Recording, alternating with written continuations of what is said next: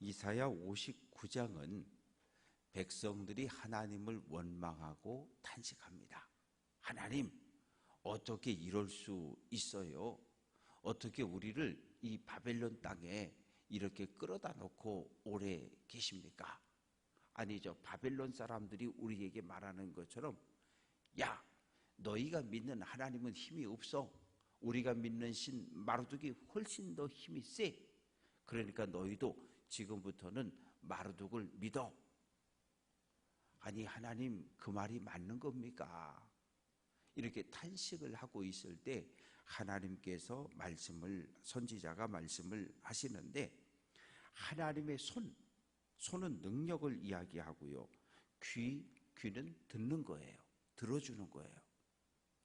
그러니까 하나님이 능력이 없어서 너희를 구원하지 못하는 것도 아니고, 하나님이 귀가 둔해서 너희의 탄식과 기도와 간구를 듣지 못하는 것도 아니다. 문제가 생겼다는 거예요. 그건 뭐냐면 너희 죄악 때문이라는 거예요. 너희 죄악의 담이 딱 세워져 있어서 하나님과 너희 사이가 가로막혀서 너희가 하나님께 오고자 하나 올 수 없고, 기도를 하지만 하나님이 들을 수 없고, 죄악의 커튼이 너희와 하나님 사이를 딱 가로막았다는 거예요. 그래서 하나님께서는 너희 기도를 안 듣는다는 거예요. 듣기 싫어하신다는 거예요.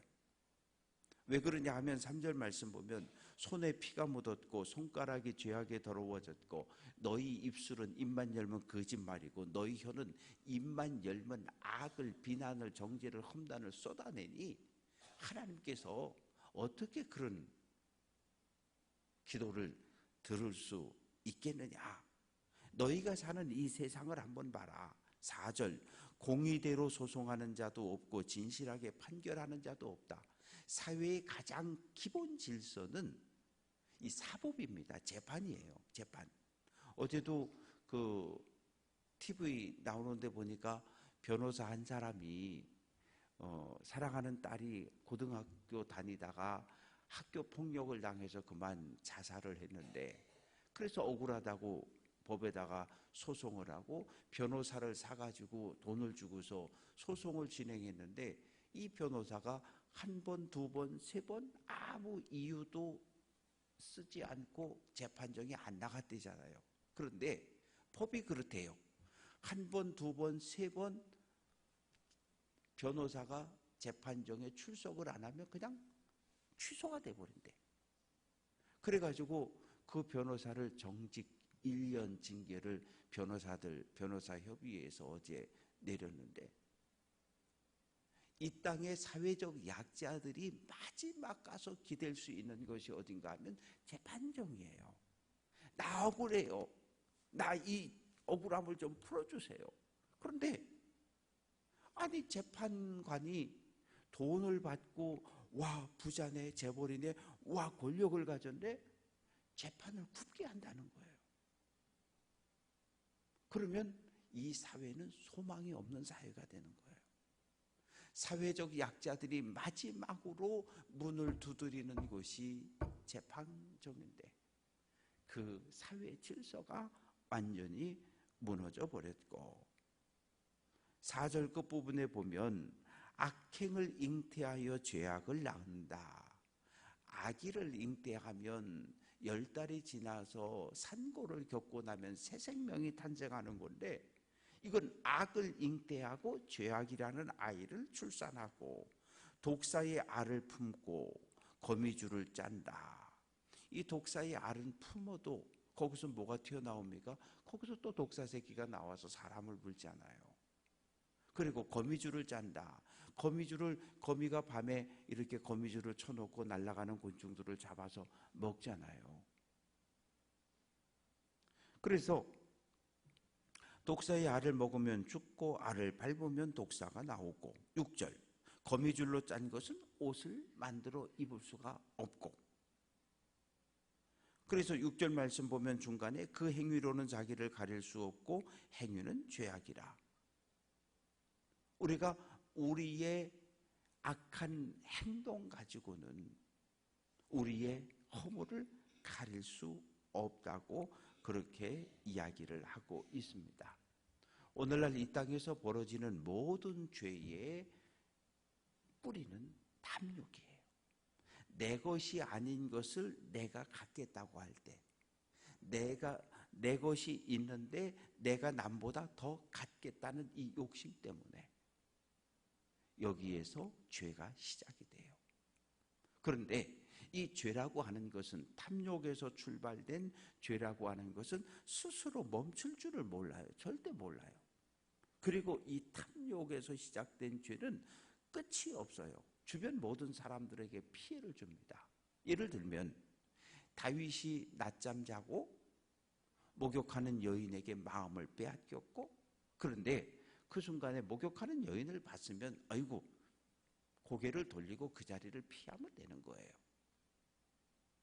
그런데 그때 다윗이 그런 생각했을까요?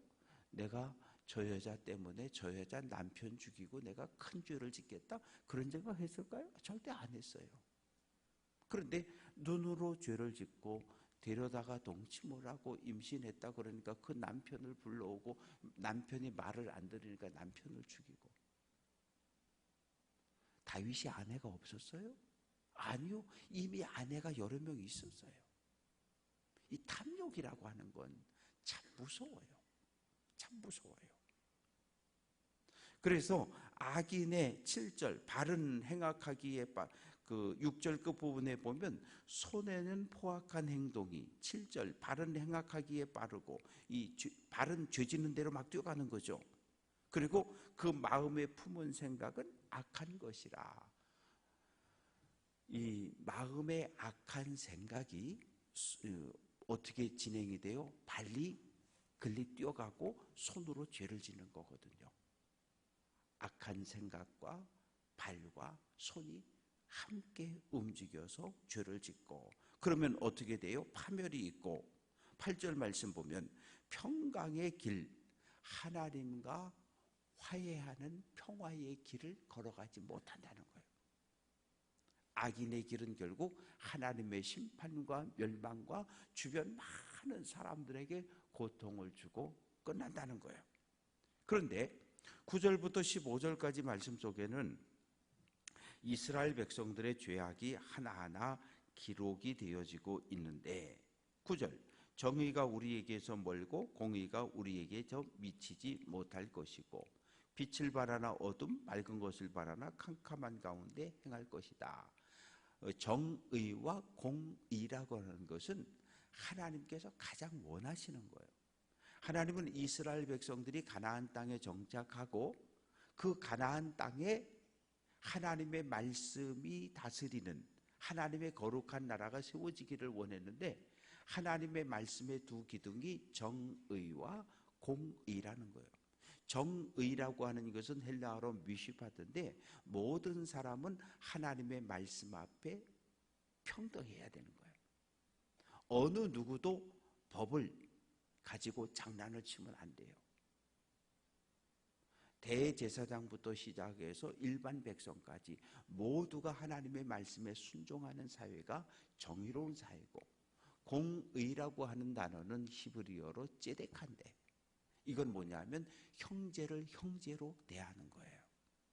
그러면 형제를 형제로 대하는 사회에서는 나는 배가 불러서 배 터지게 먹고 다른 사람은 먹을 것이 없어서 굶어 죽는 이러한 일은 절대 일어나지 않아요. 왜? 모든 사람을 하나님의 형상을 가진 형제로 대우하는 그런 공동체. 오늘 교회 공동체가 그런 공동체가 돼야 되는 거예요. 거룩한 공동체는 왜 거룩한 공동체입니까? 목사부터 어린아이, 교회학교 어린아이들까지 모두가 하나님의 말씀에 순종하는 공동체가 교회 거룩한 공동체예요. 그리고 교회는 공의가 실현되어지는 공동체여야 되는데, 누군가가 굶주리고 누군가가 질병으로 고통을 당하고 누군가가 문제가 생겨서 울부짖을 때 함께 울고 함께 웃어주는 공동체가 교회 공동체인 거예요. 누군가는 힘들어서 슬퍼하고 통곡하고 쓰러지고 넘어져 있는데 그 옆에서 혼자서 통닭 갖다 먹으면서 콜라 마시면서 깔깔, 그거 안 되는 거예요. 그래서 교회 공동체가 거룩한 이유는 첫째, 하나님의 말씀에 모두가 순종해야 되고, 두 번째는 모두를 형제로 대하는 그런 공동체가 하나님이 원하셨던 이스라엘 공동체였고, 또 오늘 하나님께서 기뻐하시는, 하나님 보시기에 좋은 교회의 모습입니다. 그런데 그런 사람을 찾아볼 수가 없어요. 사회가 어떻게 되냐 하면 10절 말씀 보면 시각장애인이 이렇게 앞을 못 보니까 빨리 가지도 못하고 천천히 이렇게 벽을 잡고 가는 것처럼 갑작스러운 환난을 당해서 정신을 차리지 못하는, 왜? 예루살렘 성전이 불타고 바벨론의 포로로 끌려가 있으니까. 그래서 바벨론에 살고 있는데 10절 끝부분에 보면 우리가 강장한 자 중에서 죽은 자 같다. 이 말은 밑으로 쭉 내려가 보면 우리는 어두운 데 처하여 죽은 자 같다. 바벨론 사람들은 신났지만 바벨론의 포로로 끌려와 있는 사람들은 영적으로 육적으로 죽은 상태가 되어져 버린 거예요. 그래서 11절 곰같이 부르짖고, 곰이 먹을 것을 빼앗겼을 때 막 소리 지르고 울부짖는 것처럼 비둘기들이 구구구구구구 슬피 우는 것처럼 지금 바벨론의 포로로 끌려와서 그러한 상황에 처해 있는데, 왜 우리가 이렇게 되었나? 왜 바벨론의 포로로 끌려왔나? 왜 이렇게 고통을 당하나? 보니까 우리에게 죄가 있다는 거예요. 내가 지은 죄악이 증인이 되어서 나를 죄인으로, 누구에게? 하나님의 법정에서 하나님께 고발을 하고 있는 거예요. 과거에 내가 지은 죄악이 다 없어진 줄 알았는데 이 과거에 내가 행한 모든 악이 내 옆에 있어서 하나님, 이 영혼은 죄인입니다. 이렇게 하나님의 법정에 고발을 하고 있다는 거예요. 그래서 14절 말씀 보면 정의가 뒤로 물리침이 되고 공의가 멀리 섰으며 성실이 거리에 엎드러지고 정직이 나타나지 못했다. 정의와 공의가 무너졌고 성실이 거리에 무너졌다. 거리라고 하는 것은 성문 앞 사람들이 가장 많이 다니는 장소예요.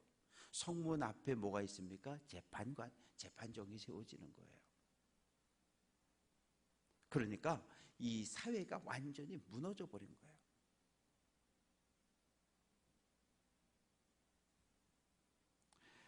16절부터 21절까지 말씀 속에서 하나님께서 죄악을 행하고 공의와 정의가 무너진 사회를 심판할 것을 선언을 하십니다. 하나님이 찾아보셔요.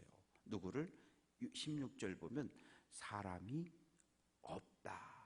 사람이 없다. 뭐 할 사람이? 인간 사회에 생겨난 모든 문제들을 해결할 수 있는 그런 신실한 믿음을 가진 사람이 없다는 거예요. 중재자가 없다. 중재는 무엇입니까? 하나님과 범죄한 이스라엘 백성 사이에 서 있어야 할 거룩한 제사장이, 신실한 선지자가 일어나지 않았다는 거예요. 선지자들이 일어나서 목이 터지라고 외쳤는데 안 들었어요. 안 들었어요. 회개하라, 회개하라. 하나님께 돌아와라, 돌아와라. 목이 터지라 외쳤지만 안 들었어요. 그래서 하나님께서 때리신 거거든요. 두들겨 맞고 나서는 또 하나님을 원망하고 있는 거예요. 내 올해가 뭘 잘못했냐고. 주일 예배도 지켰고 11조도 드렸고 다 지켰는데 뭘 우리가 잘못했다고 이렇게 때리셨냐고 하나님을 원망하는 거예요.